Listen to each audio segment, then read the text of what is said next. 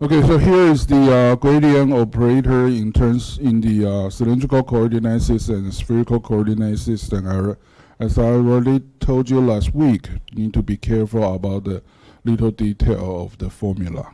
Okay, so yeah, in the midterm you will definitely have problem like this, and it's more likely I will ask you to perform gradient operation in the cylindrical or spherical coordinate system. So be careful about this small detail. They are not involved in the differentiation process. Okay, you do the differentiation of the phi with respect of theta or with respect of phi in this part, but this part should be performed outside of the differentiation operator, and they should be substituted with the position of your observation point. Okay, and as we already know that the according to the definition of the gradient is the direction of maximum rate of change, maximum rate of change of a specific physical parameters. So if you have a plane with homogeneous physical parameters such as the electrical field intensity or magnetic field intensity, such as shown in the plot here, because there's no difference in terms of electrical field intensity across the plane, so there's no change. For this specific physical properties. The only change can be observed when you move along to the normal direction of the plane. Okay, so you move forward or move backward, you will experience difference in this parameter, in this physical parameter. So if you move from a point, say you move from P to any point in front of this plane, say Q, then the amount of change is the same no matter where the Q point is. So the amount of change can be represented as the product of your gradient and the direction of the direction connecting from P to Q. In fact, the inner product operator here, the dot product operator here provides you the projection of DL1, the direction from point Q to P, the projection of this vector on the normal vector, between the two planes. So therefore you end up with the same amount of path difference. You end up with, because it's a projection and they should be the same no matter where Q is. This should be the same. So the dot product of gradient of phi and dl should be the same value, no matter where the Q is. So again, gradient of phi is a vector. dl, that is specifies the direction from P to Q, is a vector as well. The dot product of the two end up with a scatter, that is the amount of change, d phi, as we can observe. That will be the difference, the difference between these two planes. Okay, and in this slide, I want to emphasize that the direction of the gradient is the direction of maximum change to a greater value of this specific physical parameter. Okay, so the arrowhead always pointing toward the direction of greater value, of a larger value, so that according to the the direction of the arrowhead, you can tell which part within the plot, which part within this figure has the larger quantity. Okay, for example, the figure to the left shows the maximum is located in the center of the figure, while on the plot to the right, the left side has greater value than the right-hand side, according to the arrow direction. And so here again, the equation 5.11 is kind of is derived from this relationship. It's derived from this relationship. You change the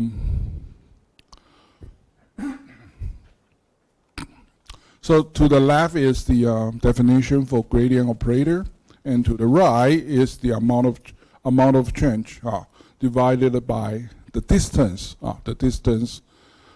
between two observation points. And it happens for plane waves. It happens to be the differential length between two planes. Between the shortest distance between the two planes is is along the normal direction of the plane. So in terms of application, the gradient of a scalar function can be used to find a unit vector normal to a given plane. So here we have the example, as already told you, already explained.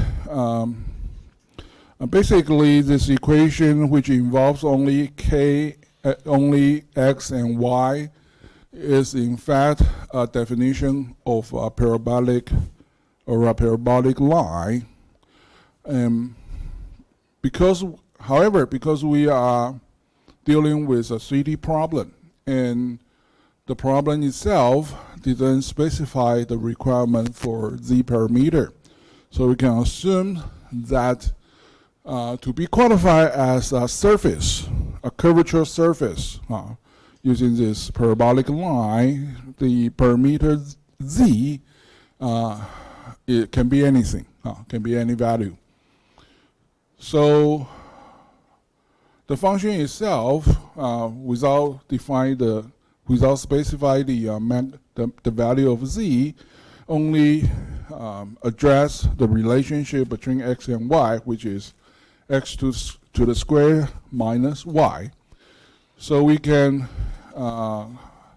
find the gradient of this function according to the definition of gradient operator, that is, taking the derivative with respect to x direction, y direction, and z direction. So you end up with 2x ax minus ay, and as you can see, the gradient, which is the vector, again, is a dependent of what?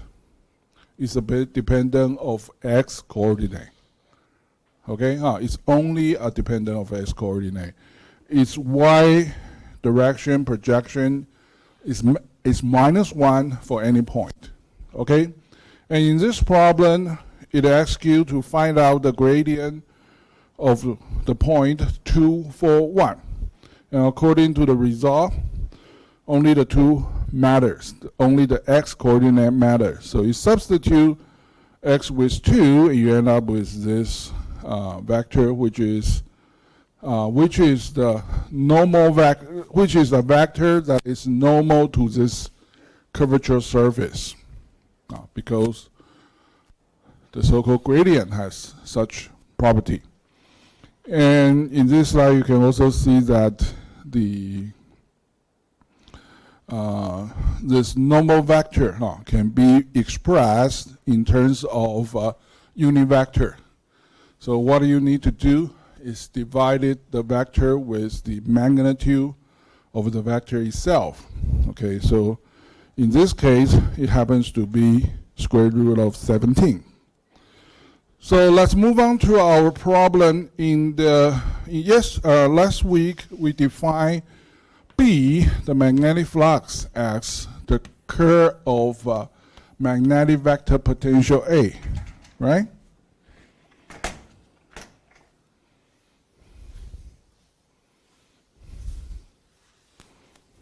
Okay, because in Maxwell equation, we didn't specify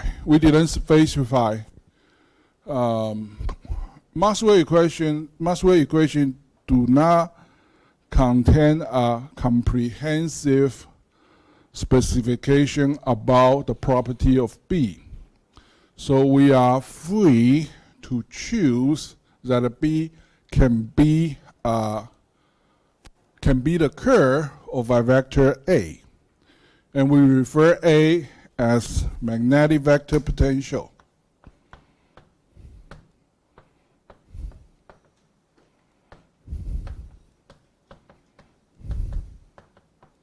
Magnetic vector potential. And suppose you can find the solution of A. Suppose that you can find the magnetic vector potential. Then it will be convenient to just perform the curl operation on this vector potential, and you can end up with magnetic flux density. Okay, so it's a two-step process. It's a two-step process. And okay, so last week we substitute this curve B equals to curve of A relationship into the Faraday's law. So we end up with this relationship, and we take advantage of this vector identity, so that E can be divided, E plus del A over del T can be defined as gradient of phi. Normally, we should use plus gradient of phi, right? However,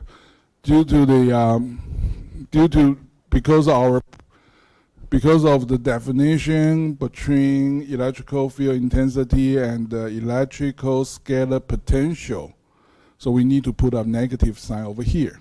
And it doesn't matter, right? Because, well, this thing equals to 0, this thing equals to 0, curve of minus gradient of phi equals to 0 as well. So that doesn't matter. So you can put a minus sign over here. If you do this, you can derive equation 5.13 from this previous equation. That is, E equals to the gradient of phi minus of the gradient of phi minus the time derivative of A. And the physical interpretation of this relationship is that there are two sources to produce electrical field intensity. One is the spatial variation of electrical scalar potential. Okay, as long as the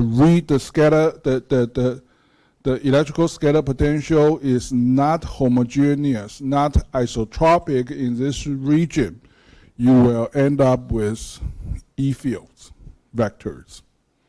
The other source for electrical field intensity is time derivative of magnetic vector potential, which is related to the magnetic field.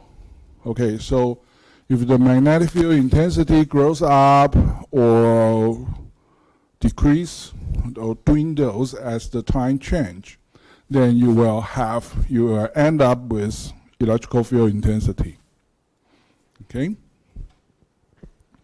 So here, phi is known as the electrical scalar potential. That is voltage. Voltage. So in this slide, it's basically says what I just said. That is, the electrical scalar potential phi and the magnetic vector potential A are known as the electromagnetic potentials. They are all related to the production of electrical field intensity.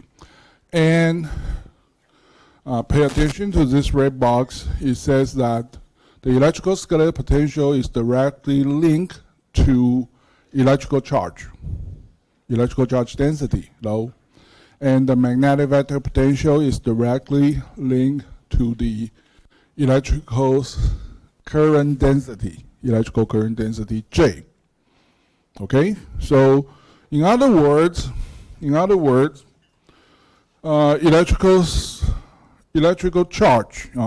charge will build up electrical scalar potential, while electric currents will build up magnetic vector potential. Okay, and under the condition of steady field, that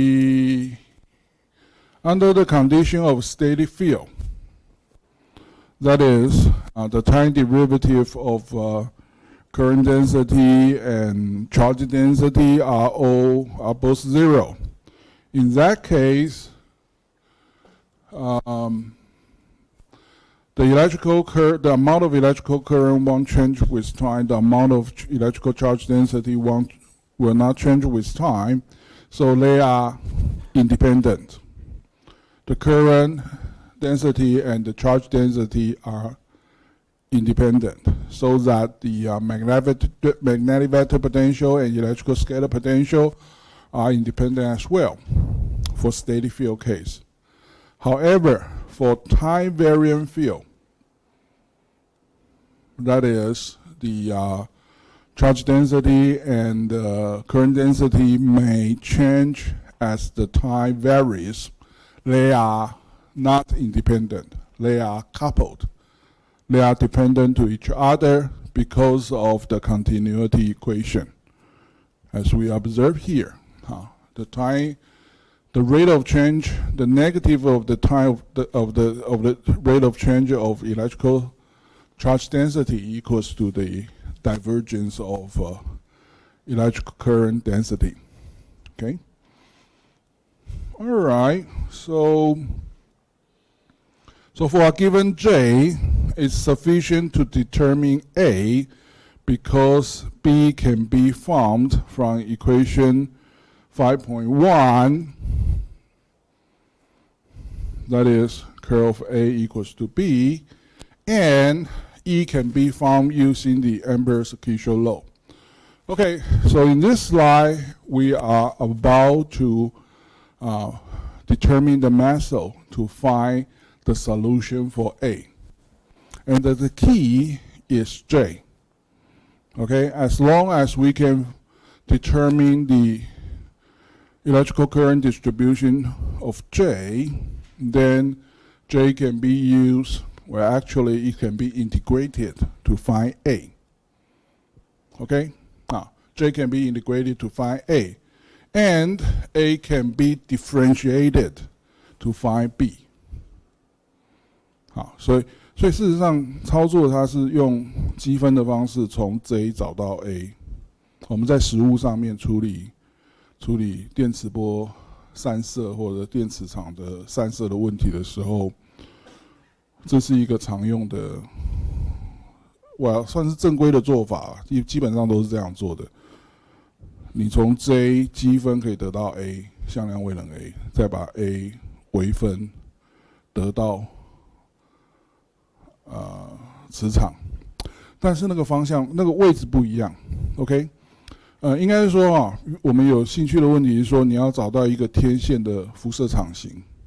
但是首先你要找到天线的辐射场型，也就是它在远方哪边比较多、哪边比较强、哪边比较弱。你要做到这件事情之前，你要先知道的是，你天线上的电流分布长什么样子。好，那这个东西是可以用计算的，用数值电磁学算出来的哈。当然，你也可以用 Maxwell equation 直接把它算出来，只要那个结构够简单的话。但一般来讲，天线结构没有那么简单，有点复杂，所以我们一般会用 numerical method 数值的方法去找到天线的电流分布，而这个电流分布就是拿来算 A， 积分之后得到 magnetic vector potential A。那神奇的地方在于，这个 A 一旦找到之后， it's defined everywhere. It's defined everywhere. So you can use the calculated magnetic potential A in the far field. It's not necessarily to be used in the near field. The so-called near field is the so-called antenna region, okay? Once you find out the expression of A, you find out the solution of A in the antenna region, you can use this expression of A, this function, which is defined in the entire space.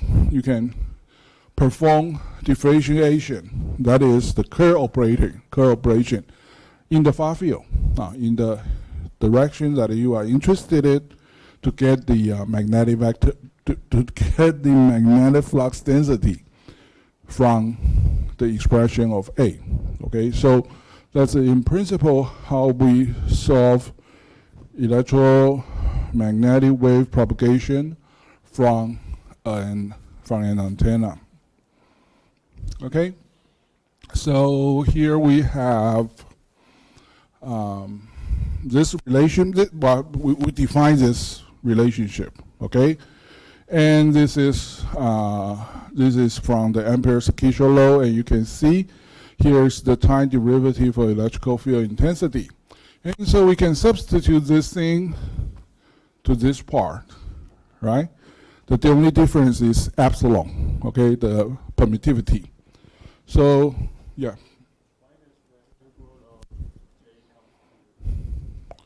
I will show that later. Okay. Good question. Yeah.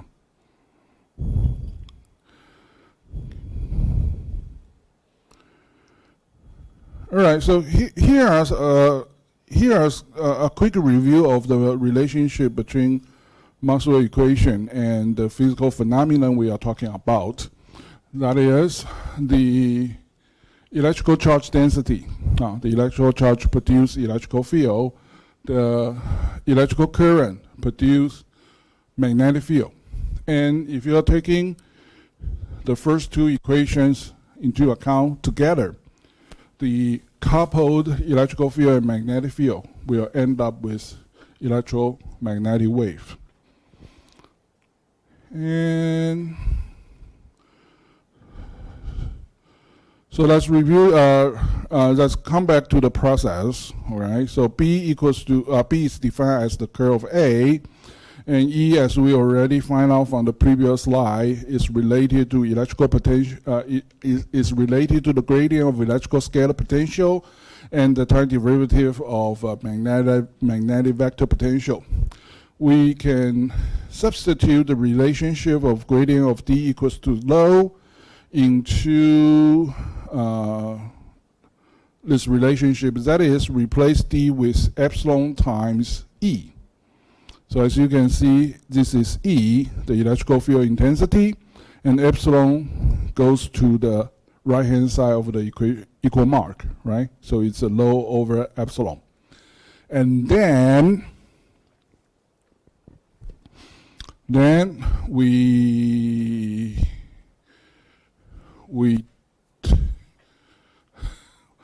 substitute H, the magnetic field intensity, with curve of A by dividing it with mu.